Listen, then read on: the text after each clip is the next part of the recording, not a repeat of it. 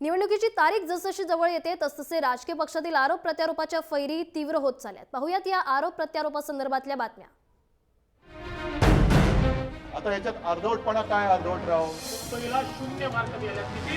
0 भोपळा। भारतीय जनता पार्टी के लोग सरेआम झूठ बोल रहे हैं। केंद्रामध्ये तुमची काय बसली ती गाढवं बसलेत का? जो अहंकाराची भाषा बोलेल त्याचा पराभव अटळ आहे।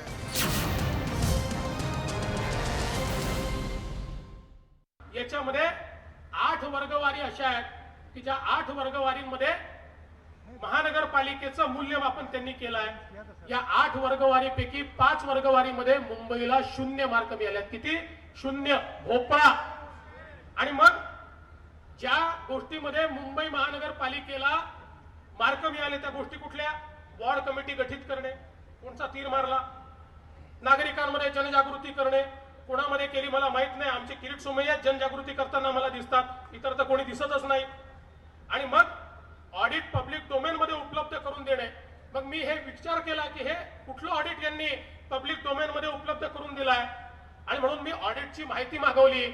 आपल्याला आश्चर्य वाटेल, 7 वर्षापासून माननीय उद्धवजी आणि शिवसेनेच्या नेत्यांनी उत्तर दिलं पाहिजे। 7 वर्षापासून मुंबईच्या इंटरनल ऑडिटला या ठिकाणी तिथल्या स्थायी समितीने मान्यताच दिलेली नाही। इकडे हा सगळा चार्ट आहे, हे सगळे तथ्य दिलेले आहेत आणि त्याच्यामध्ये लिहिलेलं आहे की ranking of ULBS on transparency, त्याच्यामध्ये हे जे काही तुम्हाला दिसतात ना, त्याच्यात हा जो आहे आलेख, त्याच्यात पहिला जो आहे तो मुंबईचा आहे। मुंबई नंबर 1 ट्रान्सपरन्सी, पारदर्शक कारभारामध्ये। आता ह्याच्यात अर्धवटपणा काय अर्धवटराव? नाही म्हणजे काय म्हणालो मी, अर्धवटपणा काय आहे मुख्यमंत्री महोदय? हा पूर्ण अहवाल आहे ना याच्यामध्ये, आणखीन काय वेगळं? पण विशेष म्हणजे खाली बाकीची ज्या काही शहरांची नावं दिलेत त्याच्यात शेवटी जी आहेत ती भाजपच्या अखत्यारीतली आहेत। चंदीगड, डेहराडून वगैरे वगैरे, दिल्ली सुद्धा खाली आहे। म्हणजे शिवसेनेच्या ताब्यात असलेली मुंबई महानगरपालिका पारदर्शकतेमध्ये नंबर 1 आहे, मी ठासून सांगतो आहे। आणि मुख्यमंत्री महोदय, जर का तुमचा याच्यावरती विश्वास नसेल तर केंद्रामध्ये तुमची काय बसली ती गाढवं बसलेत का? इतिहास सांगतो, जेव्हा जेव्हा अहंकार माजला त्या वेळेला अहंकाराचा पराभव झाला। मीच शिवभक्त असं म्हणणारा रावण अहंकाराने माजला, त्याचा पराभव मर्यादा पुरुषोत्तम रामाने केला। असंच मीच बलाढ्य, माझ्याशिवाय बलाढ्य कोणीच नाही, अशी भूमिका ज्या अफजल खानाने मांडली, त्या अफजल खानाचा पराभव लोककल्याणकारी राजा छत्रपती शिवाजींनी केला।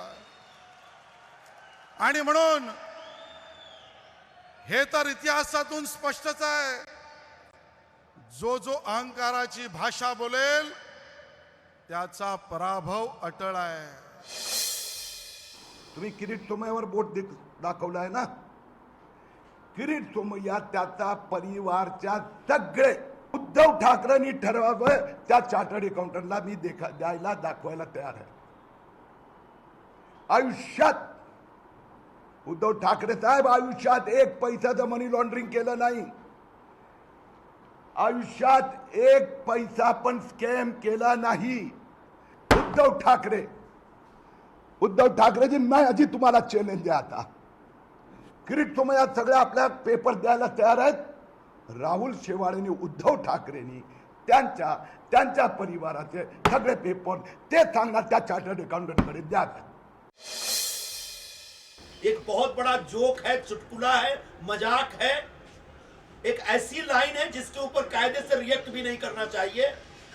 फिर भी चूंकि भारतीय जनता पार्टी के लोग सरेआम झूठ बोल रहे हैं और उनके पैरों के नीचे की जमीन खिसकते हुए दिख रही है, और इसलिए इस प्रकार के अनाप शनाप आरोप लगा रहे हैं, तो मैं बीजेपी के नेता को चैलेंज कर रहा हूं कि आपने जो आरोप लगाए हैं उसका एक भी सबूत दीजिए। उन सीटों के नाम बताइए एक एक सीट पे कहां से कैसे नाम आए हैं वो सार्वजनिक करने के लिए मैं तैयार हूं। और अगर आप अपने आरोप को साबित नहीं कर सकते तो इन आरोपों को वापस लीजिए, वरना माफी मांगिए। देखो, हम भाजपा के खिलाफ खुलकर इसलिए लड़ रहे हैं क्योंकि उन्होंने हमारे 14 बच्चों की हत्या की है। हमारे लोगों पर देखो, मैं गुजरात का हूँ और मुझ पर 2 देशद्रोह के केस लगे, हिंदुस्तान के अंदर, गुजरात के अंदर 2 देशद्रोह के केस। तो इन लोगों के सामने लड़ रहे हैं जो हमें खत्म करने का प्रयास कर रहे हैं। आता ह्याच्यात अर्धवटपणा काय अर्धवटराव? मुंबईला 0 मार्क मिळाले, किती? 0 भोपळा। भारतीय जनता पार्टी के लोग सरेआम झूठ बोल रहे हैं। केंद्रामध्ये तुमची काय बसली, ती गाढवं बसलेत का? जो जो अहंकाराची भाषा बोलेल त्याचा पराभव अटळ आहे.